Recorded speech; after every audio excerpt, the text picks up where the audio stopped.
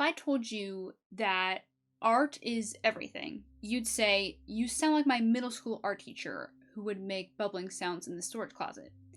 And I would say, correct. When I say art is everything, I truly mean it. Those posters in school that would say like, Earth is just without art. Sure, they are cringe and they are giving Live, Laugh, Love in TJ Maxx, but I'd say it has a point. I only wish to explain my view in defense of art, I guess. For context, I have been drawing for around 8 years. I started drawing when I was 10. So I've got 8 years under my belt of drawing and only being able to draw cunty men. I deeply am very passionate about this conversation, and I love art probably more than anything in the world, okay? One thing I will say about me is I feel tremendously large.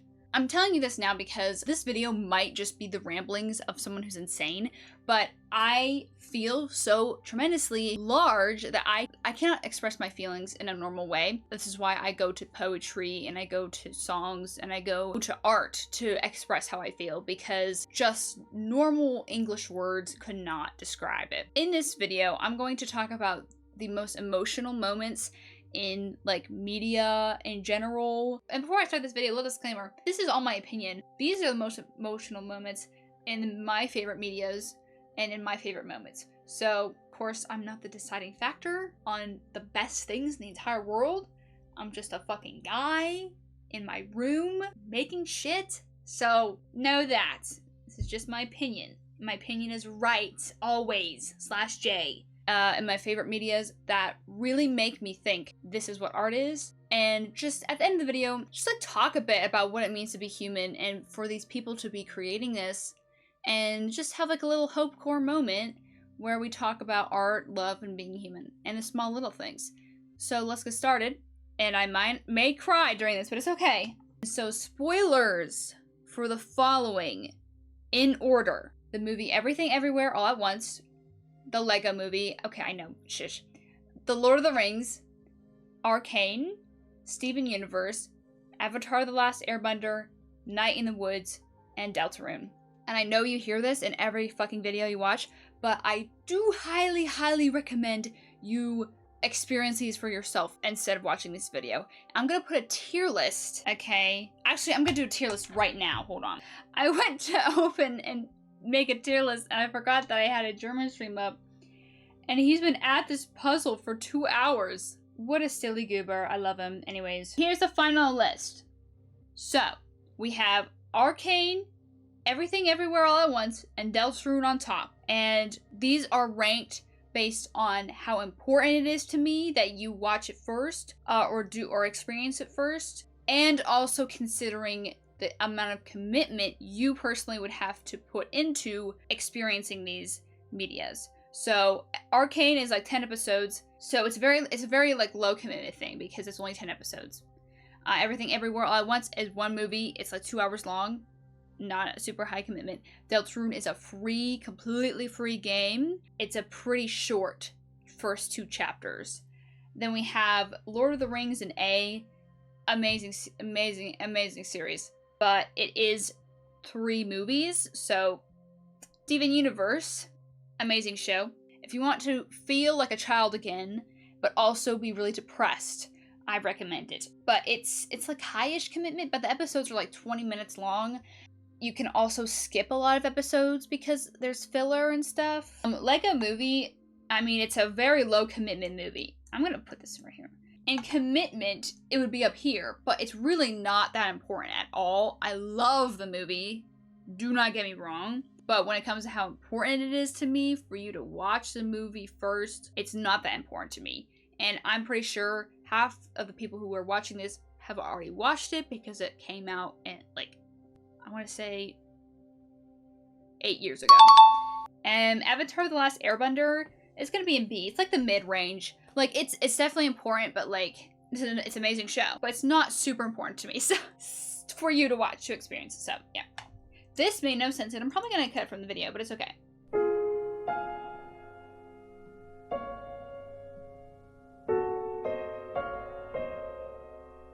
So I'm gonna be really unfair and I'm gonna be reading off my script for a big part of this because I know if I don't, I will not talk about the points I want to make because I have ADHD. Okay, so first, Everything Everywhere All at Once. This movie is not overrated. I don't care how many TikToks you've seen. I don't care how many reviews you've watched.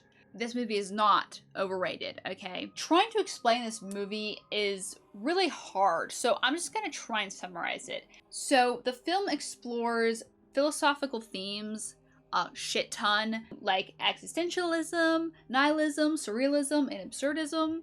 All the isms, not all the isms, but Everything Everywhere All at Once is about a woman named Evelyn getting her world turned upside down as she discovers the multiverse. Her husband, Waymond, gets possessed by another Waymond in an alternate universe that jumped into his brain, and he's like, "You're our last hope, whatever, all this movie stuff, main character syndrome." And she's told that she has to stop Jobu Tupaki. We go through the movie, and it's revealed that Jobu Tupaki is actually Evelyn's daughter in another universe.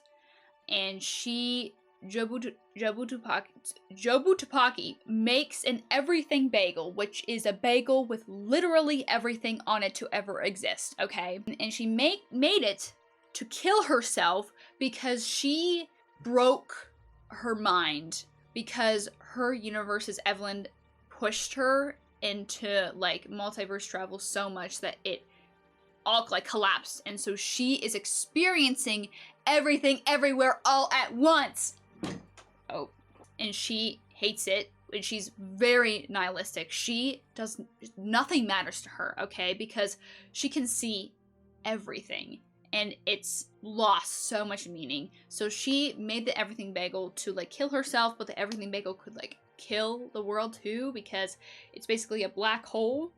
So when Evelyn finds this Joy admits that all that she's ever wanted is to find an Evelyn that will have a broken mind like hers, that will understand her, that will finally understand. She'll have someone that will be like her. And this is my thinking face, and unfortunately, I do not remember what I was trying to say. So this is voiceover Olivia telling you right now. Fuck, I already forget. Hold on. She wants a mother to finally understand her and be with her in this nihilistic pity pool where she just wants her mom back and she just wants a mother that understands her. Oh, the mommy issues are real. Yeah, so Evelyn does break her mind, okay, which is unfortunate. We get this scene, okay, where they're like going through all the millions of universes, okay, and they end up in a universe where where all we see is two rocks, okay, and they have googly eyes. And when I tell you this scene is art, I really mean it. So these two rocks are Evelyn and Joy, okay, and they are having a conversation, but it's not voiced, it's just through text. And this is the monologue we get from Joy as a little fucking rock. Joy explains that this rock place that they're in is one of the universes where like Earth wasn't good enough for life to form, and she says that this is what most of the universes are. Then she says, for most of our history, we knew the Earth was the center of the universe. We killed and tortured people for saying otherwise. That is, until we discovered that the Earth is actually revolving around the sun, which is just one sun of a trillion suns. And now look at us, trying to deal with the fact that all of that exists inside of one universe out of who knows how many. Every new discovery is just a reminder we're all small and stupid. That's so real. And the cinematography is just awesome in this scene. Like, are you actually kidding me? It's a very emotional moment where we realize that what Joy is really feeling, because throughout the movie she's just kind of like this very outgoing, like crazy, like sporadic person.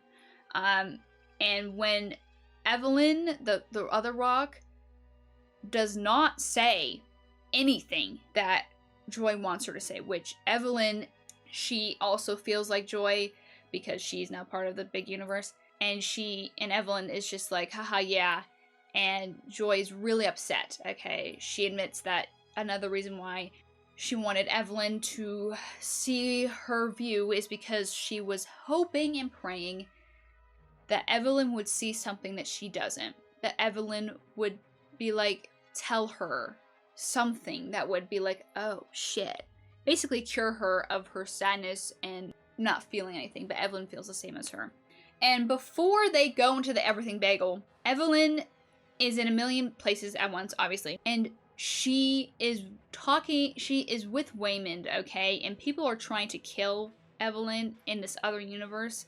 And then we get this scene, okay? And to describe it, Waymond starts talking and doing a speech. During this, we are flipping to different universes during this entire scene. And in one of them, Evelyn is like a very famous person, and in this universe, her and Waymond never got together, and while she's at this like award show or something, she talks to Waymond because she finds he's like rich too. And it starts with this rich Waymond talking to rich Evelyn. He goes, "You think I'm weak, don't you? All of those years ago when we first fell in love, your father would say I was too sweet for my own good. Maybe he was right." And then we cut to the Waymond that we know, and he says, please, can we just stop fighting? Then we go back to the rich man. "You tell me that it's a cruel world, and we're all just running around in circles. I know that. I've been on this earth just as many days as you." Then we go back to the Waymond that we know, and he says, "I know you're all fighting because you're scared and confused. I'm confused too. All day, I don't know what the heck is going on, but somehow this feels like it's all my fault." When I choose to see the good side in things, I'm not being naive. It is strategic and necessary. It's how I've learned to survive through everything. Then we cut to the Waymond we know. "I don't know. The only thing I do know is that we have to be kind. Please be kind. Especially when we don't know what's going on." Cut to rich Waymond. "I know you see yourself as a fighter. Well, I see myself as one too. This is how I fight." Before all this happens, Evelyn tells rich Waymond that if they were to get together, that they would be poor, that they would be trouble with the IRS and their taxes and owning a laundromat that wasn't doing well. So then he says, "So even though you have broken my heart yet again, I wanted to say, in another life, 我还是会选择报税，开心一点。" "Ugh! God! It hurts. Hurts like a bitch." Those are the two scenes I wanted to talk about. Absolutely beautiful. Absolutely beautiful. Saying you love someone is one thing, but saying that even when you could be rich and living a luxurious lifestyle and is overall in a good place, you would sacrifice that to be with someone you love, even if you're in a shitty place. And also the fact that there is a honeymoon phase in relationships, okay? But it's more like the honeymoon phase doesn't end, I'd say. I would personally say that the honeymoon phase just starts to, your love starts focusing on something else. It's no longer, dramatic, love. It's now finding love in the little things with your partner and bonding over those little things and just existing together and finding love in that, which is doing laundry and doing taxes with your partner, going grocery shopping with your partner, those tiny things, you love doing them with them because it's them, because you love them. And it's so powerful. This line literally broke the fucking world, okay? Everyone on TikTok was fucking crying because it was just this huge realization that it's so relatable and it's so beautiful. So beautiful, okay? And Wayman's speech to just be kind, and him expressing that his way of fighting is to wear his heart on his sleeve and to be extremely empathetic and kind, and that is how he fights, is so real, okay? That is the most relatable thing ever. Lord, okay. This movie is actually fucking brilliant, okay? I also forgot to talk about this when it comes to the cinematography, but guys, do you see this? This is art. This scene, the cinematography in general, gorgeous. Just that alone, chills. And it's so, and you see her and like Wayman and like all of her memories with Wayman, and Wayman being just a silly, goofy guy, and Wayman loving being with her to prove that he would have loved to be with her. Oh. Okay, on a completely different note, like the note is like on the other side of the world, okay? The Lego Movie, guys. So, I can't tell if this is an unpopular opinion or not, but the Lego Movie is an absolute masterpiece, okay? It's proof that art can be literally anything. It could be a children's movie about a fucking Lego.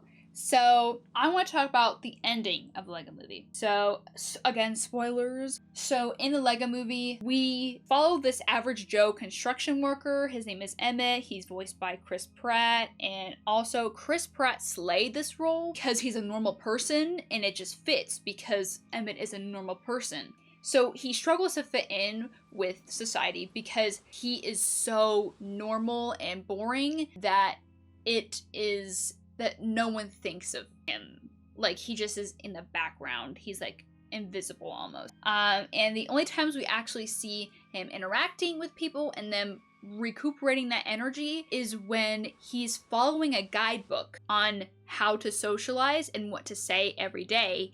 And all those other people are also following that guidebook, and that's the only reason why they're fucking responding to him. It's really sad. The main antagonist of the series is Lord Business. Emmett goes to face him at the end. Oh, I have to say this. In the movie, there's technically two plots. This Lego universe is taking place in this man's basement, okay? And he has this entire setup of like all these Legos, okay? And it's like, he's like a professional Lego builder. He's like a professional Lego structure guy. His son wants to play with Legos because of course, but he says no, like this is my man cave of Legos. You can't do that. You can't mess with my Legos. They're my Legos. This is how they're supposed to be. His kid does it anyways because obviously the dad starts super gluing Lego parts together because he doesn't want his son messing with shit. And that's the main part of Lord Business, is he has the super glue and is super gluing things together. So what I'm saying is Lord Business is a representation of the dad and Emmett is a representation of the son. So at the end of the movie, we see Emmett go against Lord Business and we see the son and the dad talking, okay? And the dad says, if Emmett could say something to Lord Business right now, what would he say?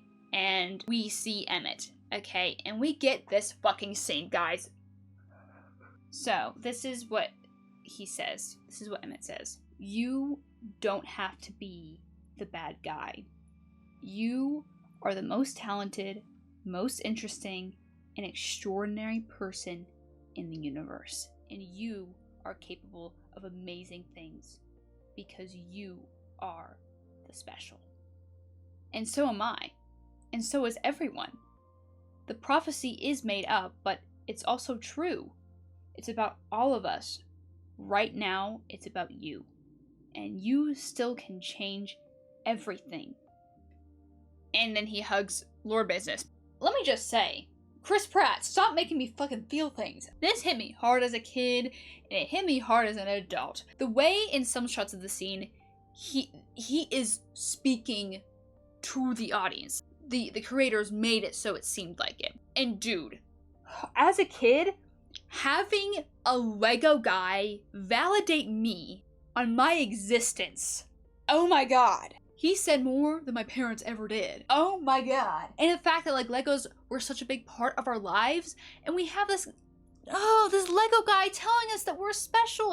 And it means so much because as kids, dude, I remember as a kid, I felt very unimportant, okay? Because the thing is as a kid, you have really no control over your life.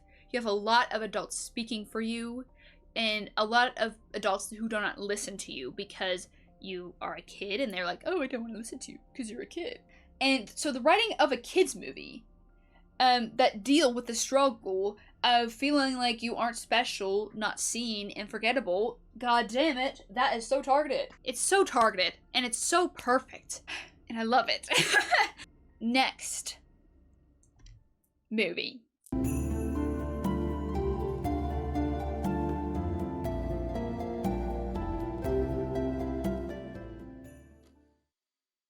Lord of the Rings! Okay, so I'm going to talk about two scenes, and they're from two different movies. They're from Lord of the Rings, The Return of the King, and Lord of the Rings, Two Towers. Quick ass overview. Okay, so Frodo gets a ring and from his cousin Bilbo, and the ring is evil. So he's put on a quest to go destroy the ring in the lava in this fireplace called Mordor. And he is with his best friend Sam along the way. And Sam looks up to Frodo as like a master, not as a father figure, as a important figure. Like you know how like in Japanese, when referring to people, you use different words based on how old they are or their status. So, which is why senpai exists. You use it to address an upperclassman who is mentoring an underclassman. So, I'm not saying that Frodo is Sam's senpai, but what I'm saying is it's kind of like that, where he doesn't think of Frodo as a father figure or anything, just someone who he looks up to and is like a master of sorts, but doesn't really teach him. It's like a whole thing. I don't know. On the journey, Frodo is extremely upset because he never really asked for this, and the journey so far up to this scene has been hell on earth, traumatizing, and he is just goddamn tired of it, man. Then Sam has a speech. Okay, guys, can you tell that I really like monologue? Okay, so Sam has some little monologue moment, and this is it. So Frodo says, I can't do this, Sam. And Sam says, I know, it's all wrong. By rights, we shouldn't even be here, but we are. It's like in the great stories, Mr. Frodo. The ones that really mattered. Full of darkness and danger they were. And sometimes you didn't want to know the end. Because how could the end be happy? How could the world go back to the way it was when so much bad had happened? But in the end, it's only a passing thing. This shadow, even darkness, must pass. A new day will come. And when the sun shines, it will shine out the clearer. Those were the stories that stayed with you, that meant something, even if you were too small to understand why. But I think, Mr. Frodo, I do understand. I know now. Folk in those stories had lots of chances of turning back, only they didn't. They kept going because they were holding on to something. And then Frodo says, what are we holding on to, Sam? And he says, that there's some good in this world, Mr. Frodo. And it's worth fighting for. God damn it! Woo! Okay. Me when hope core. Oh, it's such an empowering speech. It's so empowering. Oh, the one line where it's like the ones that really mattered were the ones that where everything is. Oh, I can't explain it, guys. Okay, I did say in the video, I have a hard time expressing my feelings. You can see this in this video. It's really hard for me to express what I'm feeling. It's like good, but also like a little sad, because I'm like applying it to things in my life, and I'm like applying it to my memories, and it's like a whole thing, and it's, Another thing is the line where he says, how could the world go back to the way it was when so much bad had happened? Dude. So relatable. You know what? When I rereading this, it made me think of COVID. Okay, I know it's kind of weird, but like 100%. This is how I felt in COVID. I thought, how could the world go back to normal after this?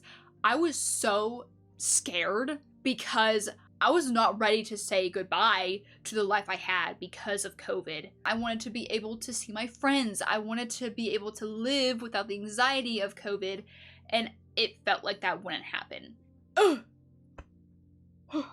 Also, this is kind of meta too, because he's saying the ones that have the darkness, they stick with you. This is like the purpose of this entire video, that all of these scenes and all these things, they have darkness in them, but it is literally, but it sticks with you, like literally. This is meta as hell. The next scene I want to talk about in Lord of the Rings, I believe it's in the Two Towers.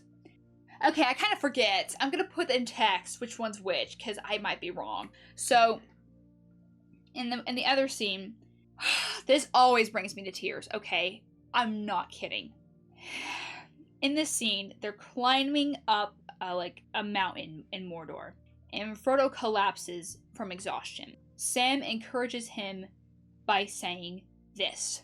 Sam holds Frodo and says, "Do you remember the Shire, Mr. Frodo? It'll be spring soon, and the orchids will be in blossom, and the birds will be nesting in the hazel thicket, and they'll be sowing the summer barley in the lower fields, and eating the first of the strawberries with cream. Do you remember the taste of strawberries?" And Frodo says, "No, Sam. I can't recall the taste of food, nor the sound of water, nor the touch of grass. I'm naked in the dark, with nothing, no veil between me and the wheel of fire. I can see him with my waking eyes." So he's being tortured by, like, the weird powers of the ring and, like, his whole thing. So he cannot remember this stuff. He cannot see anything. He is in the worst place imaginable, and unfortunately, he cannot hope core his way out of this one. And Sam says, "Then let us be rid of it, once and for all. Come on, Mr. Frodo. I can't carry it for you, but I can carry you." For a bit of context, he can't carry the ring, because then he'll go crazy, and because it's Frodo's, like, duty or something. So he carries Frodo up the mountain. If that isn't pure determination and human spirit, I don't know what is. It's so tear-jerking. And like, him reminding Frodo of all the wonderful things, all the little wonderful things of their life. It's just so human. It's so human. Imagining tasting strawberries and running water. It's the small things, and it's, oh. And we as humans have such a talent for finding love in the little things, and it really means so many things, this scene. Sam is willing to carry Frodo instead of carrying the ring. And it's literally just representation of you can't carry someone's trauma for them, but you can carry them. I can see the Shire. Rosie Cotton dancing. She had ribbons in her hair. If ever I was to marry someone, it would have been her. It would have been her. I'm glad to be with you, Samwise Gamgee. Here are the all things.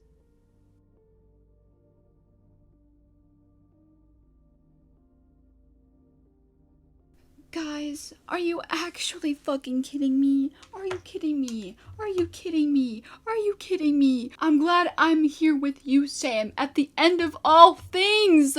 Dude, they make me so ill, guys. And I saw this TikTok, guys. Credits to an elf living in the Shire on TikTok. Look at what they posted. Okay, it goes, "I wanna be happy, could you show me how it's done? You look so pretty, pretty like the sun. I could watch forever while you shine on everyone." Oh! What the fuck? So yeah, they make me so miserable, but I love them so much. And I just love Lord of the Rings, guys. I'm sorry. Oh, I love them. Oh, they make me miserable. It's just so powerful. The writing of this is so good. Okay, that's the end of movies. Now we're to TV shows. I'm gonna try and speed up, but it's not gonna be very. It's not gonna be very speedy because this is like the next TV show is one of my biggest hyperfixations ever. So bear with me here.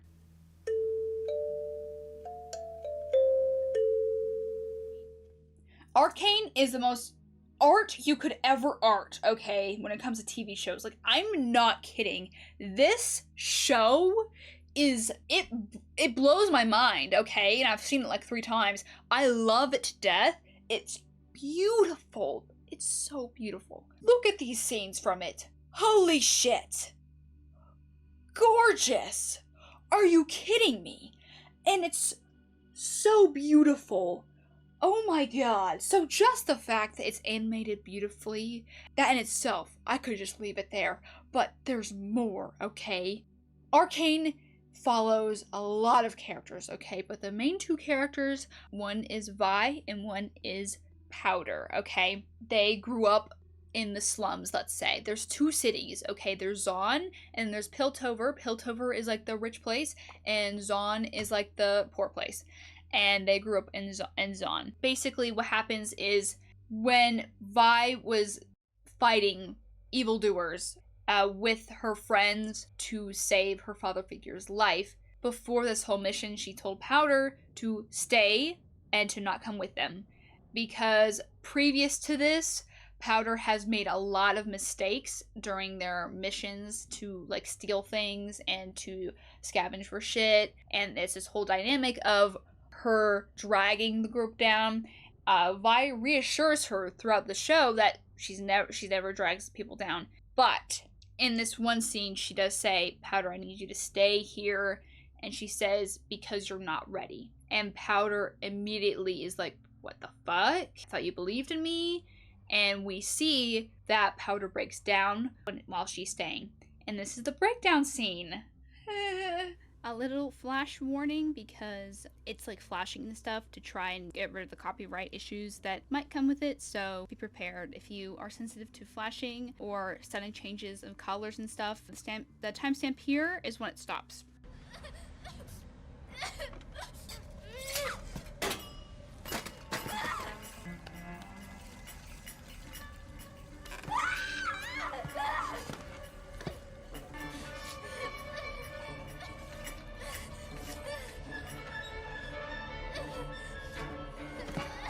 Yeah, when I saw this, guys, I have never felt so seen because this is such an accurate representation of a meltdown, okay? We know that Powder is mentally ill, okay? We don't know if it's BPD. It's most likely BPD. For me, I feel so seen in this because this is what autistic meltdowns look like for me. And just for a little context, I'm getting an evaluation this fall for autism. I have so many reasons why I fully believe that I am autistic, and I want you guys to know that I have done hours and hours and hours and hours of research, okay? I was evaluated before, but guys, I'm not joking. He said, you're acting autistic on purpose. Go to church. He genuinely said that. He said, you're acting autistic on purpose. And in the paperwork of the evaluation, which was just a talking to him, he says, suggestions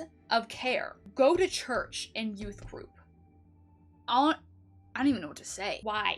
How could you say that I am only acting autistic? My sister is autistic. I feel like it's more possible that I'm autistic instead of I'm just faking it. Also, a psychiatrist said that that was definitely not a good thing for him to say, and they have no idea why he would say that, and just in general was very against what he said.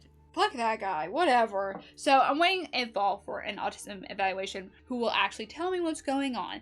And honestly, I definitely 100% believe that I am on the spectrum.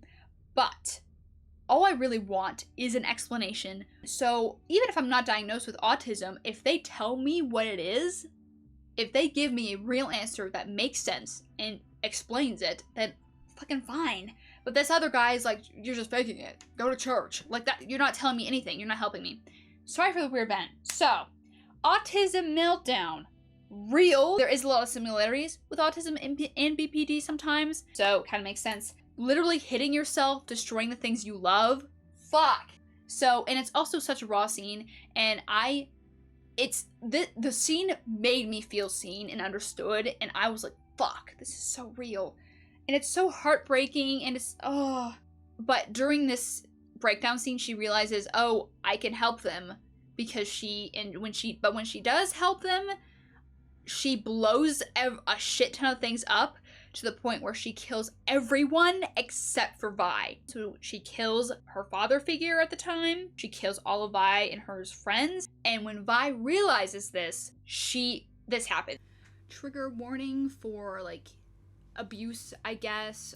Very distressing, like crying, and in general, like a fight with very young children. So this is the timestamp of when it stops. You did this. I did. I was saving you. I only wanted to help. I only wanted to help my own. I told you to stay away. I told you to stay away!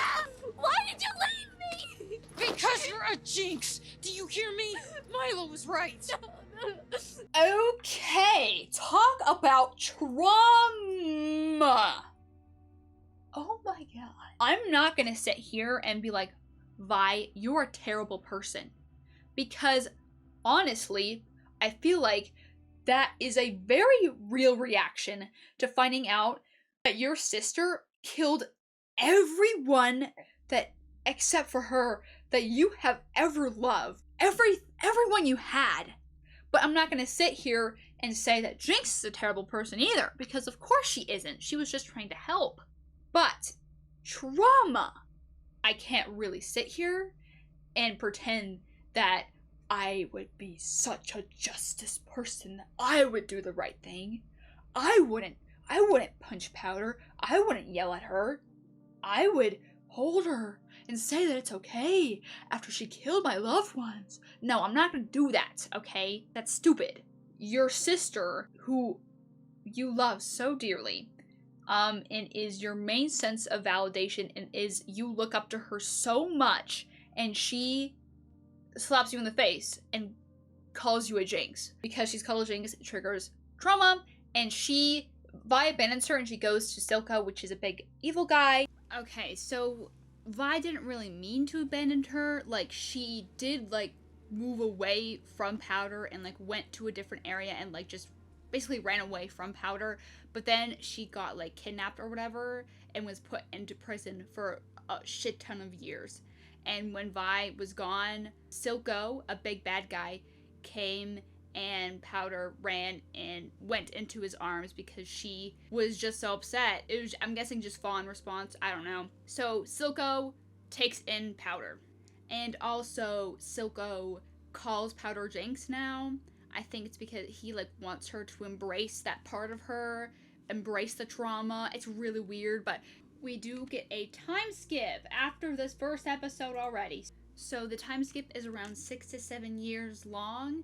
Jinx would be like 16, 17, and Vi was in prison for 7 years this entire time, and in the show gets out. We see Jinx still with Silco. All we know about Jinx is that she's working under Silco and is like an evildoer, let's say.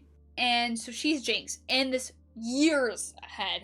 And we see her struggling with the fact that she's with Vi again now, and at the end of the series, they're at the climax.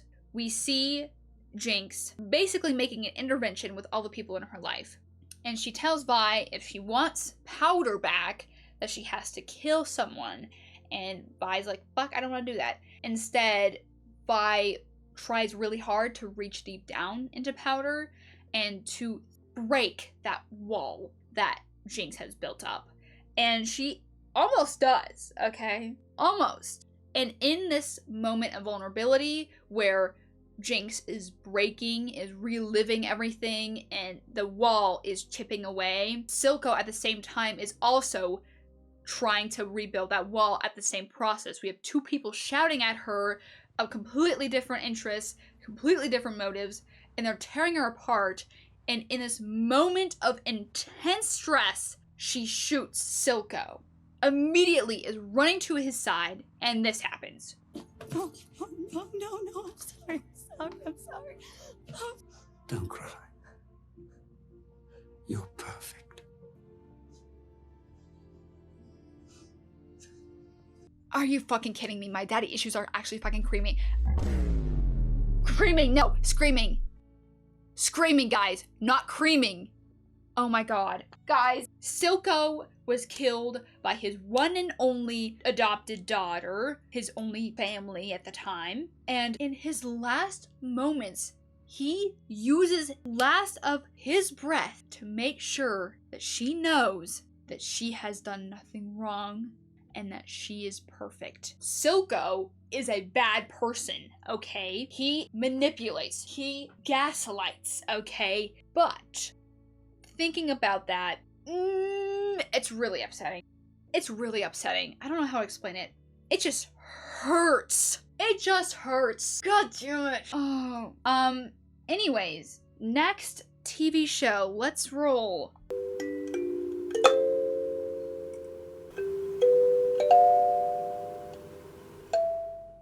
Avatar: The Last Airbender. Okay, so I'm gonna try and keep this quick because I can't really explain shit. All the people you need to know of is Azula, Zuko, and Katara.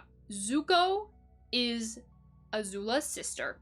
I meant to say Zuko is Azula's brother, Lord. They are the children of the Fire Lord of the Fire Nation. It's 4 sections of people, okay?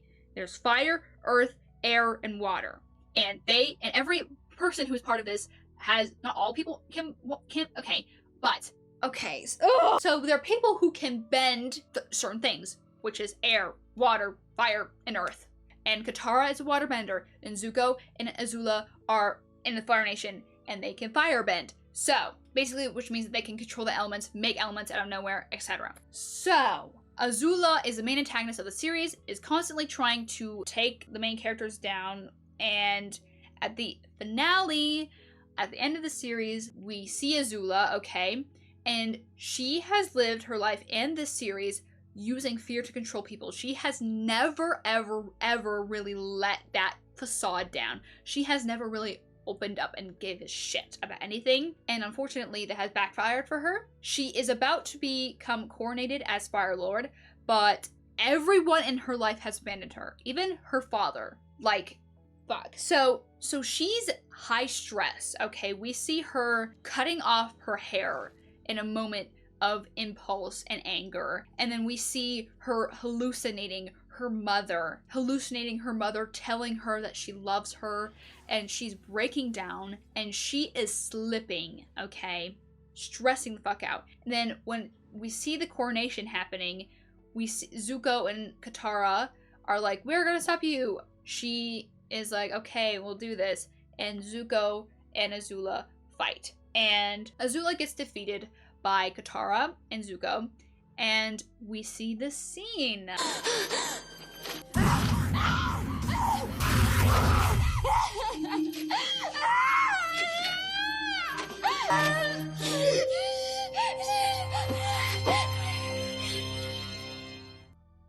Oh my god, this scene rattles me bones, matey. The voice actor, insane work. Animation is, the raw emotion of that. It's so heartbreaking. She's a bad person. She has done very little good, but in this moment, she sees Katara helping Zuko, healing him, and she sees that bond, and she realizes that she's been defeated, and everything just crashes down on her. All of her entire life, she has been putting all of her energy to become Fire Lord, to earn the validation of her father. She worked so hard and used fear to control people, and she lost all the people in her life, and it all was for nothing because she gets defeated anyways. She tried so hard, and she sees her brother have more of a relationship with the one person that she is supposed to be killing, and she breaks down and realizes that she has nothing. Fuck. God. Also, another amazing representation of a meltdown. And her breathing fire and screaming. God. Next show. So this one is actually hopecore, guys, kind of. This is actually hopecore, not that depressing, kind of depressing.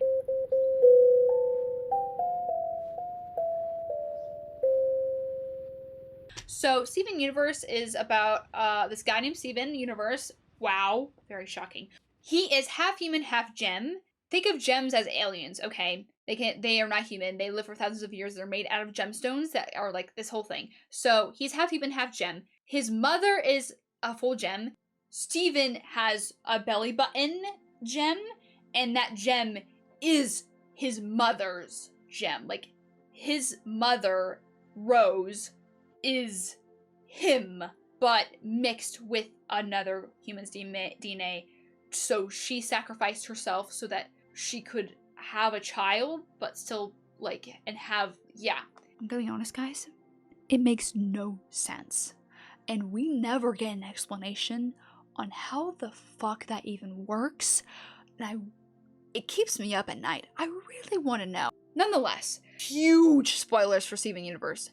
Giant spoilers. Like, what I'm gonna talk about here is, one, the finale, and two, spoils the most giant plot twist in the show. And if you know the plot twist, it will change everything. So if you're gonna watch it, watch it. Do not watch this first, okay? So, we learn that Rose, his mother, is actually Pink Diamond, which Pink Diamond is basically like a war tyrant, kind of, like a colonizer, where there's 4 diamonds, yellow, blue, white, and pink. And they have, like, they rule over worlds, and they take over planets just to blow them up and to use them as, like, breeding grounds for powerful gems and shit. It's a whole thing. And so Pink Diamond is actually Rose, but Pink Diamond did not like the diamond life, so she did a whole scheme where she made everyone think that Pink Diamond was killed, but she was actually, and then she shapeshifted into Rose so she could live on Earth because she fell in love with Earth. She fell in love with Greg, and then Steven happened. So, at the end of the show, Steven Universe meets White Diamond, and White Diamond does not understand nor refuses to even try to understand Steven. She believes that Steven is just Pink in a weird form and is like, what the fuck are you doing, Pink? And just consistently does not care about Steven because she thinks that Steven is Pink and does not even give Steven 1 fucking second to speak and is just like, Pink, welcome home. I've missed you. Oh, get out of that silly little form. And when Steven is like, no, like, I'm me, she takes the belly button gem out of him, and we see this shit happen. It's time to come out, Pink.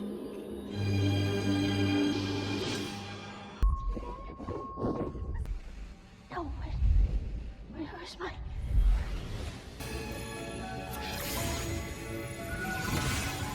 What is this? Where is Pink? She's gone.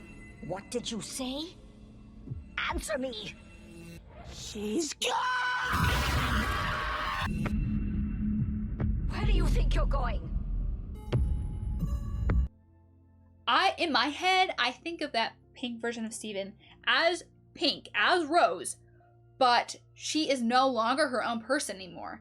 Like Steven is made of Pink as Pink is made of Steven. Like, they are the same person now. It's not like, oh, Pink is in Steven and is all alone and is like a separate being. No, they are both combined. Pink goes and runs to Steven because Steven is kind of fucking dying. Surprise, surprise, when you take half of like someone's DNA and being, that they start dying. Pink runs to Steven and this happens. Here.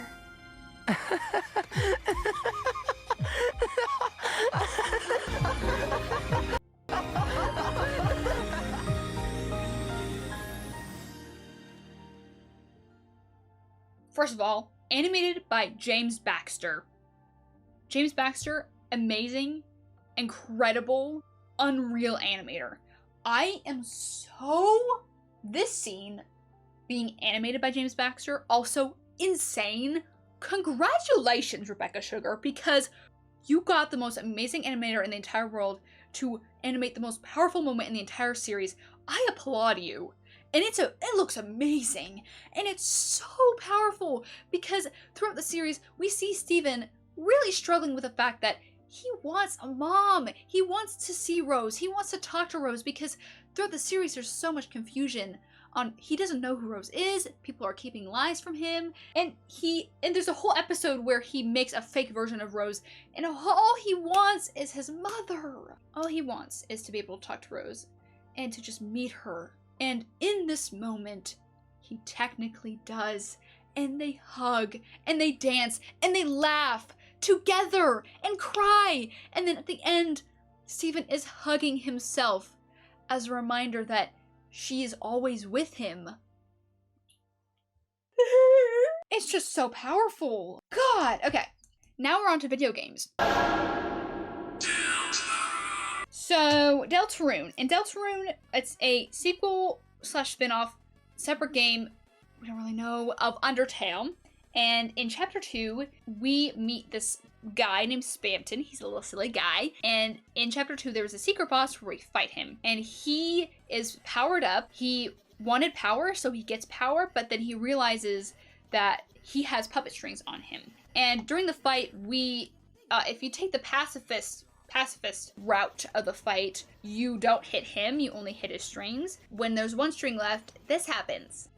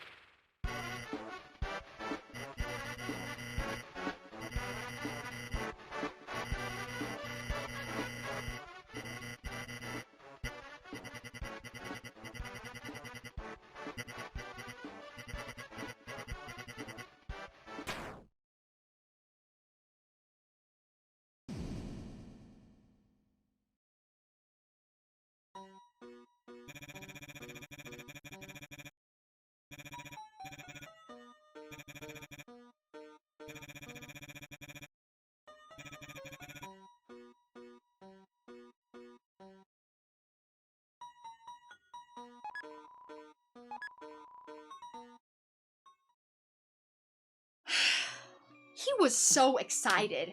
He was so excited. He was so excited. He thought he would finally be free, that he could be his own person, and he would be separated from the puppet strings that have been controlling him. But when that last string gets cut, he is lifeless. And he realizes that without the strings, he is no one.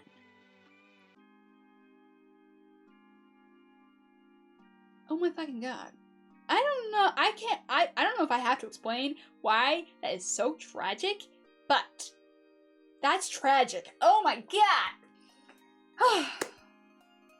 I could talk about Deltarune for a long time. I could talk about more scenes in Deltarune, but to talk about those other scenes, I'd have to explain so much lore, and I don't have the time for that.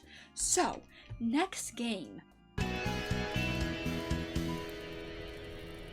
In Night in the Woods, we follow a protagonist, and her name is May, and she's coming back from college because she dropped out of college. And the events of the game, a lot of crap happens, but at the end of the game, we find out that there's a cult, and that they have been sacrificing and killing people in the town, and May and her friends are in this, like, mineshaft place, I think, where the cult is. May falls in this hole, and we are immediately shown May floating in like space, and she has a monologue, and she's talking to some kind of weird entity that she has been kind of in communication with throughout the game through her dreams. And this is the monologue. I'm so scared all the time. The fear hurts. Feels like everything is over. Was over long before I got here. So long hiding or trying to outrun this. I get it. This won't stop until I die. But when I die, I want it to hurt when my friends leave, when I have to let go, when this entire town is wiped off the map, I want it to hurt bad. I want to lose. I want to get beaten up. I want to hold on until I'm thrown off and everything ends. And you know what? Until that happens, I want to hope again, and I want it to hurt, because that means it meant something. It means I'm something at least. He he he. Amazing to be something at least. Might as well just shoot me in the head, why don't you? God damn! For a bit of an explanation, May suffers from, or it's theorized, but basically confirmed that she suffers from derealization and dissociation and depression. So when she was a young kid, during a baseball game, everything turned into shapes, and she beat another kid to hospitalization with a bat because she was very angry. She was angry about something she lost. That is what derealization, depersonalization, dissociation, all those kind of come hand in hand. Like, the world looks like a fucking game. Like, the person feels like the world isn't real. Like, genuine, like, it feels like it. You feel like you're in a video game, or you're in a book, or that none of this is real, in a simulation, and it feels really real, and it's so fucking scary. It can come with, like, visual hallucinations, it can come with so many other things, and in this monologue that tears my heart out and is the most beautiful piece of writing I've ever fucking heard of, we see that basically what she's saying is she wants to feel again. She's done dissociating and being disconnected from her world. She wants to hope again.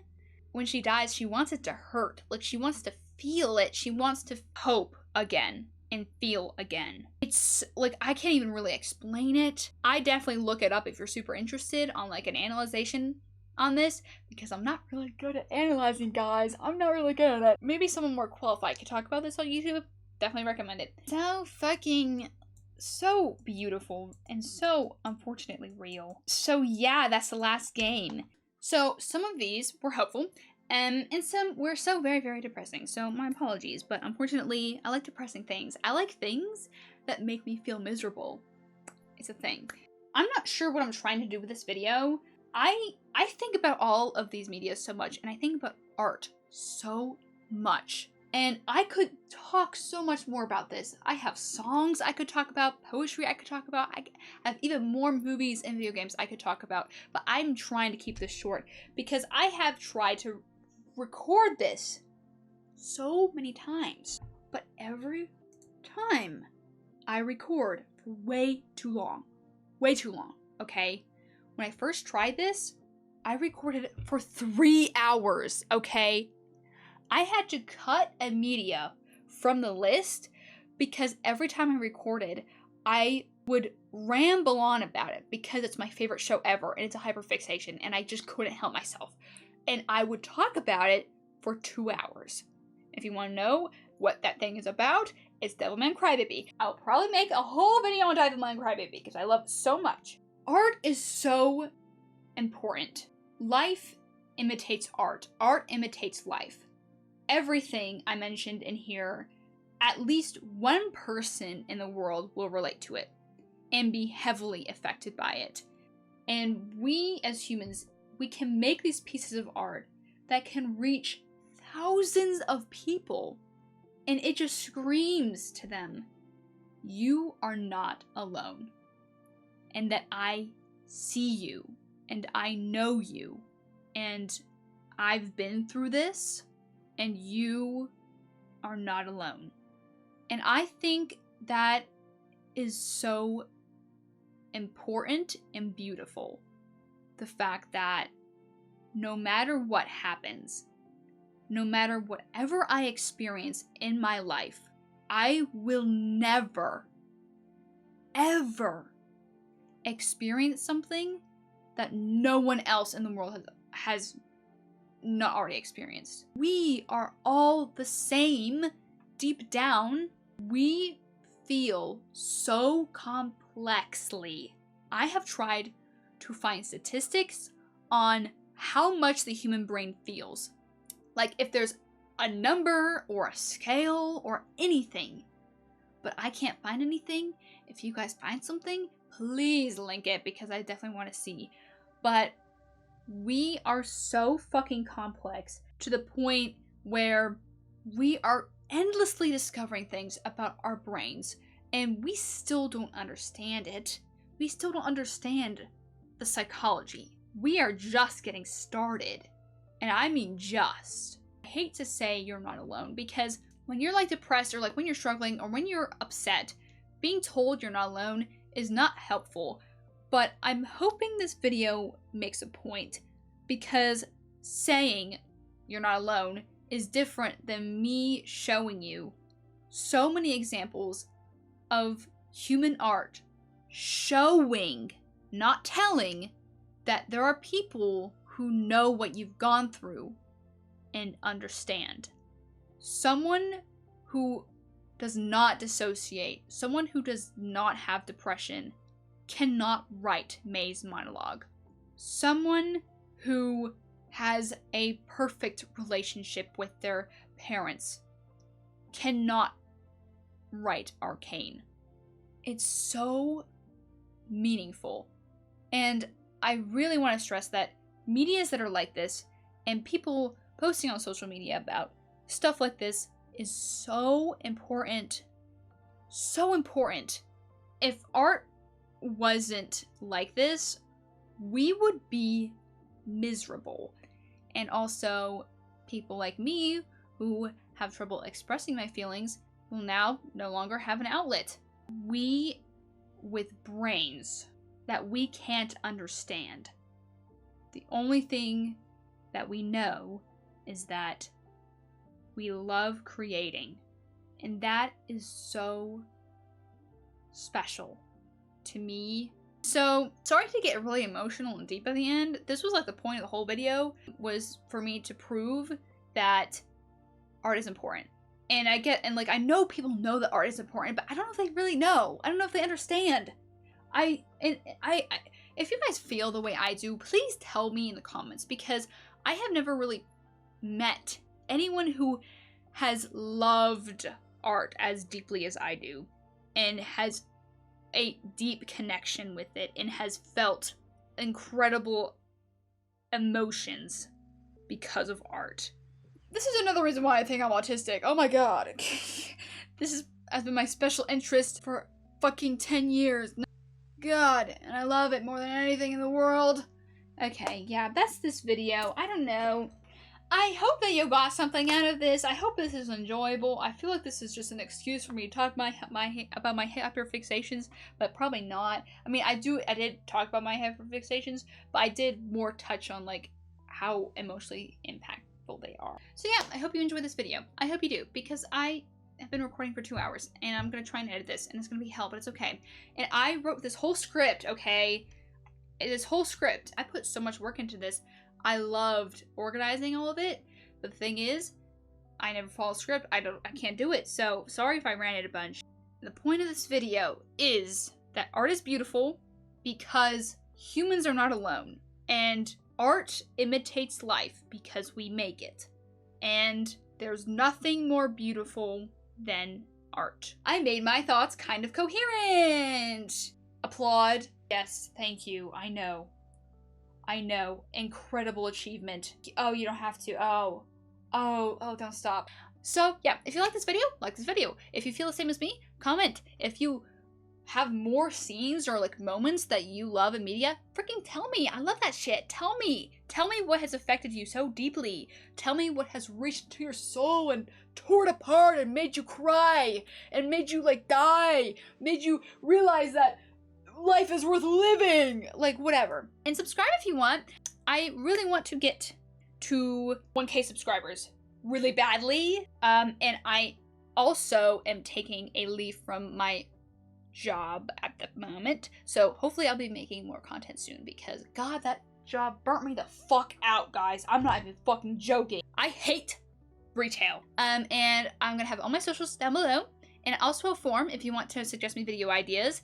And I will have a video out again at some point, I need to make a schedule for myself or something. Here's some art that I made recently. I'm kind of on a giant art bender where I have just been making art every fucking day. So yeah, if you want to see more of my art, I have my socials down below. My Tumblr is pretty much almost all art. I also have an art account and a regular shitpost account. If you want to see more of me, then follow my shitpost account because I post on there pretty often. I think that's it. I'm gonna go die now. I have a headache.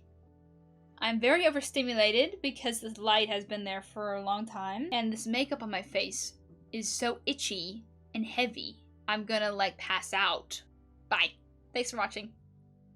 I also just started a Ko-Fi. If you want to commission me, the link is in my description. And sorry this video took so long. A lot was going on. I have now quit my part-time job. I'm not just taking a temporary leave. So thank you for your patience and thank you for watching. It really means the world to me. And here's a little cover, a nice relaxing cover just for you because I love you all.